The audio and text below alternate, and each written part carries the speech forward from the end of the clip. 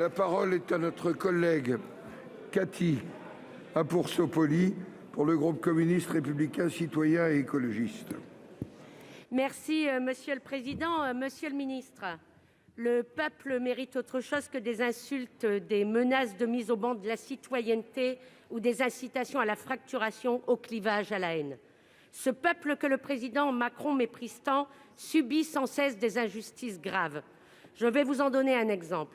Alors que le variant Omicron frappe notre pays, vous avez fait le choix de maintenir l'entrée en vigueur au 1er janvier du forfait de 19,60 € aux urgences.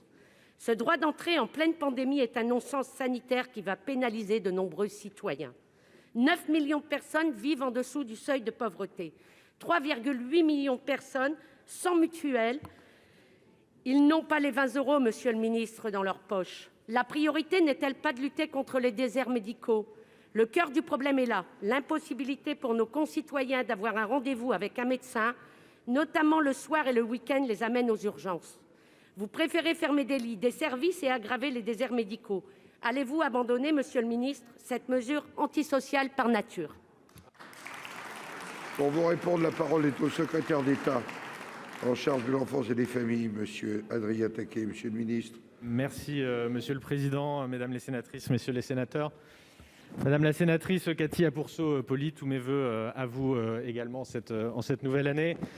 Vous soulevez un certain nombre de points sur lesquels le gouvernement, en réalité, vous le savez très bien, parce que ça a donné lieu à un certain nombre de textes que nous avons débattus ici, à un certain nombre de mesures pour y répondre. Les tensions sur l'hôpital sont évidemment réelles, elles le sont depuis de nombreuses années, vous le savez, elles ont été amplifiées évidemment par la crise du Covid, mais au-delà des grandes déclarations, il est important à un moment d'objectiver un petit peu la situation afin de prendre les mesures les plus adéquates. C'est ce qu'a fait le ministre Olivier Véran lorsqu'il a annoncé une grande enquête sur les tensions RH et capacitaires qui a été réalisée, vous le savez, en fin d'année dernière auprès des établissements. Vous parlez de fermeture de lits, vous savez très bien que ce n'est pas qu'une question de matériel, c'est aussi une question de personnel.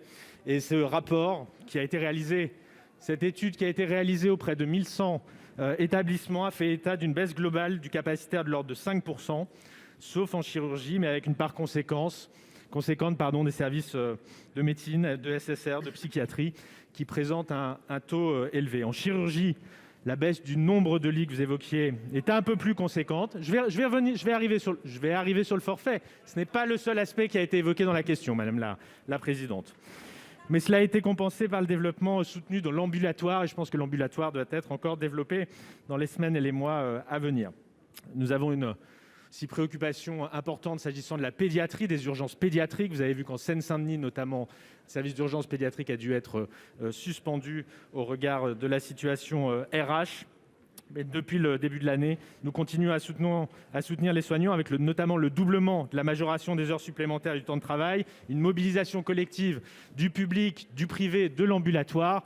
Quant au forfait patient urgence qui est en vigueur depuis le 1er janvier, il va simplifier la participation des patients à la gestion administrative par les soignants des services d'urgence. Cette réforme, elle a été faite avec les associations de patients.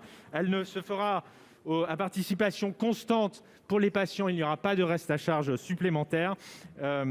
Voilà, donc, quant aux autres actions structurelles, notamment le Ségur, je vous rappelle les 30 milliards d'investissements pour l'hôpital, dont les 19 milliards d'euros en faveur de l'investissement courant, de la loi Rist, du CPTS, bref, l'ensemble des mesures qui répondent aux problématiques que vous avez soulevées.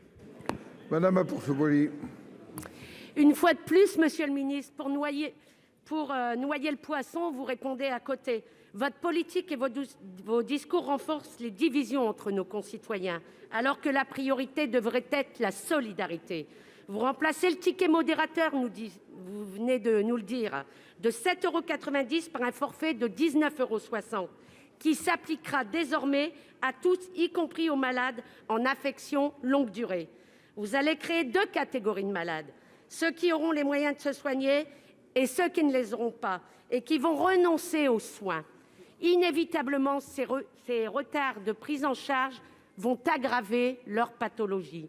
Est-ce que ces femmes et ces hommes viennent saper la solidité du système de santé ? Sont-ils des irresponsables ? Ne seraient-ils plus des citoyens ?